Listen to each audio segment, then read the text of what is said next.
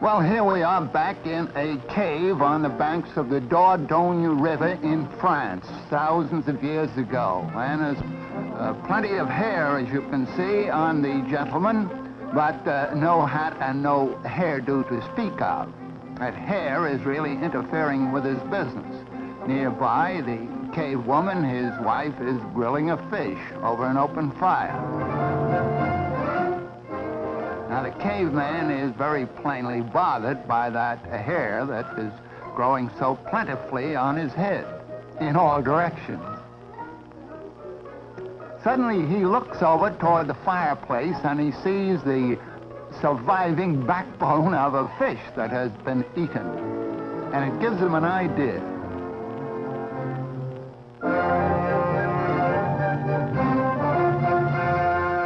I don't say that we have proof that this happened, but it could have happened, and some such original discovery must have been made. Now, see what he does with the backbone of that fish. Puts up his hair as best he can and uses the backbone, or part of it, as a side comb to hold it in place. Let's imagine, at least, that that was the first hairdo. Now we slip forward a few thousand years to the time of the Babylonians in the Near East.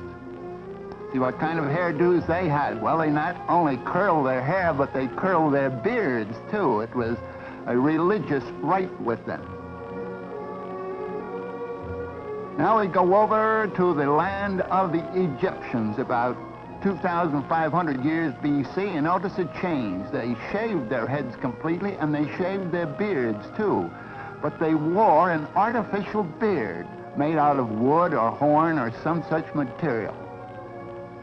And the women, too, shaved their heads and wore wigs. Now, of course, we're talking about the aristocracy, the noble people and the rulers of those days, not the poor people.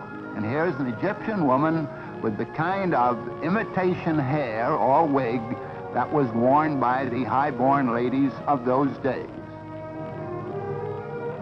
Another thing about the Egyptian women of those days was that the higher the headdress they wore, the more noble their blood was supposed to be. So you can see there was quite some competition among the ladies in a vertical way. Really getting high in some of these. Another peculiar thing was that when the princesses or queens acted in an official way, they too wore an imitation beard on their chins. Now we're coming forward to the Grecian days. And of course we know all about these from drawings and paintings of the old days and written descriptions. And many of these pieces, by the way, are actual survivals of those periods and have been preserved in antique shops and in museums. This is the Greek style of hairdo.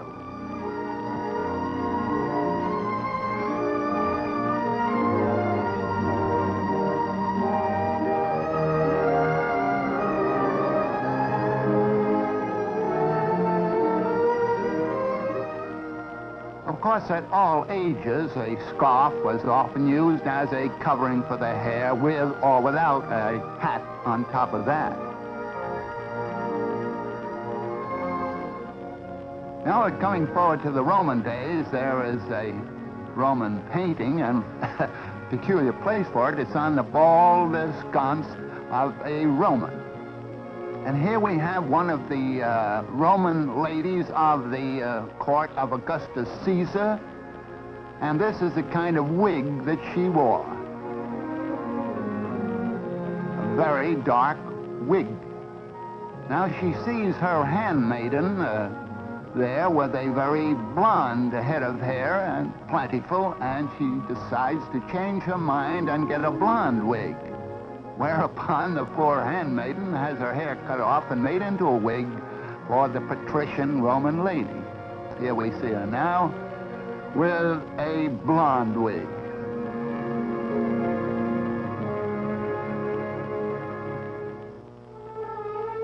Well, we'll step forward about 1,000 years into the beginning of the medieval period. And this is the way the high-born young lady wore her hair then, in long ringlets, when knighthood was in flower. Of course, when she got married, she wasn't allowed any such frivolous decoration. Had to put her hair up in braids that were covered like this. Of course, the braids may not be quite as long as the covering would indicate.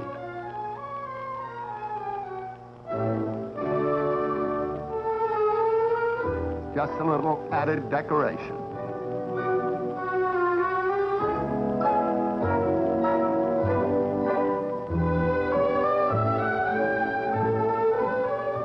Just another example of the scarf wrapped around. This young lady does not have a toothache or an earache. She is just increasing the wrapping around her hair on her head, and it gradually got to an exaggerated fashion.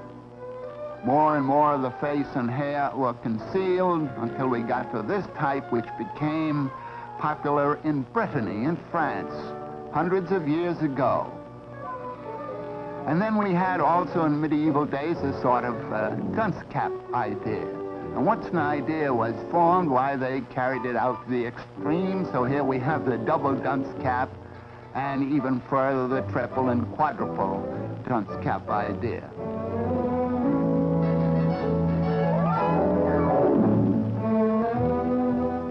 And of course, further decorations were added.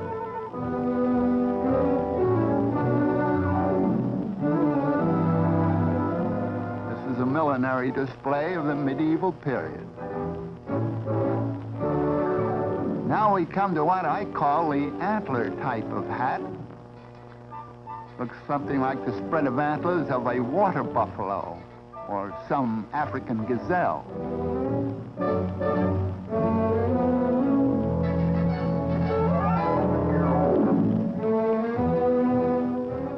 This might be the ox type of decoration. This was popular, by the way, in England, about the time of Ivanhoe and Richard the Lionhearted. Only for high-born ladies, of course. And then, of course, the men weren't going to be completely left out of the picture. Here's a gentleman with a tall vertical hat. And just in case of a change in the weather, notice that he has a different type of hat slung over his back.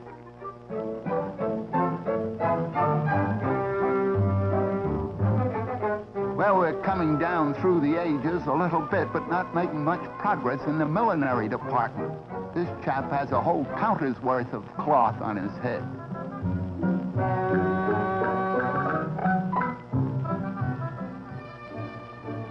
Now, this is on the neat side, but that hairnet is studded with precious jewels. In this case, it's the first cost and not the upkeep.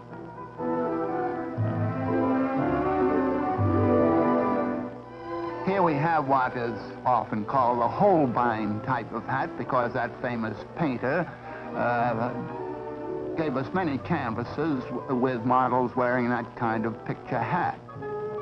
But Frans Hals and other famous painters also gave us their studio portraits with the same type of millinery decoration. Here's quite a different type. The hat is small, but the beard more than makes up for it.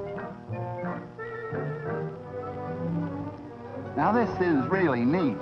I say I'm no judge of ladies' hats, but this is the type I like anyhow. It'd be good in a high wind. Notice that the ruff is now coming in around the neck there. That would be around 1550, 1600 and through there. Just imagine all the handwork that went into the ironing of a ruff of that type. Many of the pictures by Van Dyck feature these ruffs.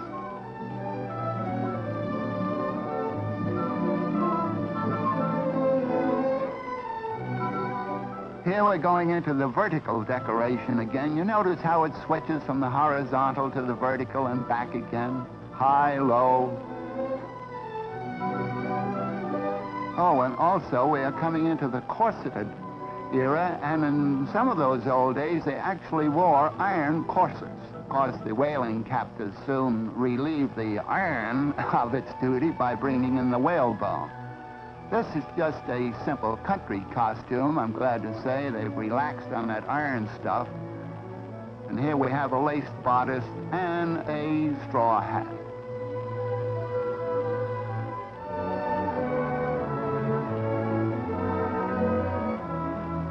Now we're coming into the 17th and 18th centuries. This is a model of a painting by Van Dyck. And so I haven't time to go on down to modern days, but as far as we've gone, I leave it up to you to know whether or not we've made much progress in hairdos and costumes and hats.